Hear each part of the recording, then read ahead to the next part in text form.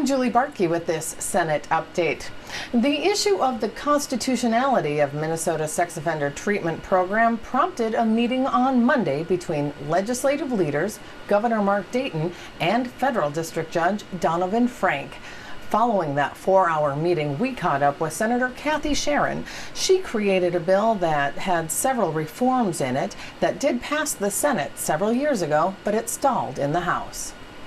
Tell us a little bit about today's meeting. Today's meeting really was the court's opportunity to ask, now that there is a finding that the program is unconstitutional in terms of how it's applied, to find remedies for those elements that are found to be not constitutional.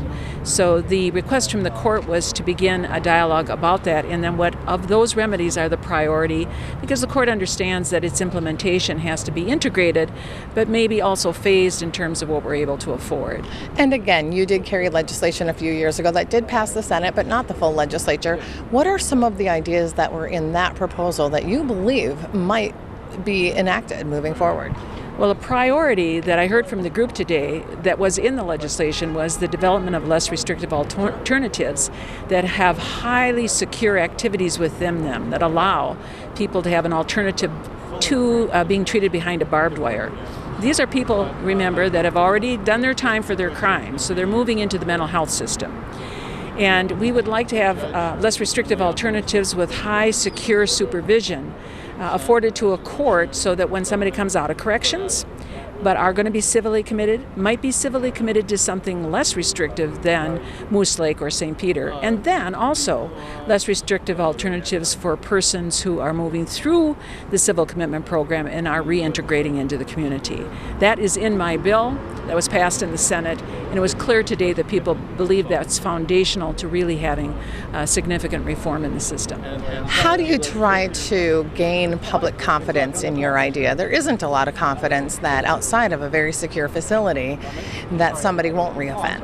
Well, it will take time. I think getting the message out that counteracts false information that's out there about the level of risk, especially for some populations that are disabled, juveniles that are there, 60 juveniles that are there, some of which have never committed a crime, or the elderly, that when we're talking about being able to move people forward, there are many that have very low risk of recidivism.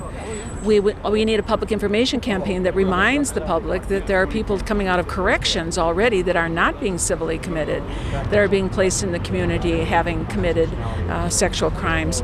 And this public information needs to help people understand that it is not the people that we have identified and who we can supervise that are the risk. It's those that are in our community that we don't know about, that still have not been discovered as criminal sex offenders and have not yet been charged. So what we're dealing with is a population that has been identified, that we know about, and that we can surround with very secure services. Finally, Senator, as this process moves forward, let's say hypothetically that it's not done with if there is an appeal, that this process is not complete by the time the next legislative session meets. Is this something you would move forward with again in 2016, legislation in the Senate, even if this process is ongoing? Well, I'm initiating these reforms not because of the court case or the constitutionality questions, although that really puts an impetus behind the legislature. It's because many task forces have recommended these kinds of reforms and improvements, not only to the way in which people get into civil commitment or move out of the program, but the program itself in terms of the people there being able to have their treatment plans be appropriate in order to help the people who are in the civil commitment program have a review regularly as to whether or not they continue to meet civil commitment. So those remedies that we have passed in the Senate are reforms, and they do align with what the court believes needs to be done to make it constitutional. Now, to the question of whether or not I'll introduce it again, it's already introduced. I have introduced a piece of legislation that has broad reforms that align with what the court wants, plus a change in our sentencing structure for future sex offenders. And whether or not we will be able to get the House to pick it up and have hearings on it is something beyond the sphere of my control. I do think there are things that can be done administratively, so then the question is whether or not we'll be able to put money in our bonding bill or in our general appropriations that will help the administration to carry out things that they could already do administratively without legislative action. Senator Sheran, as always, thank you for joining us. Thank you very much.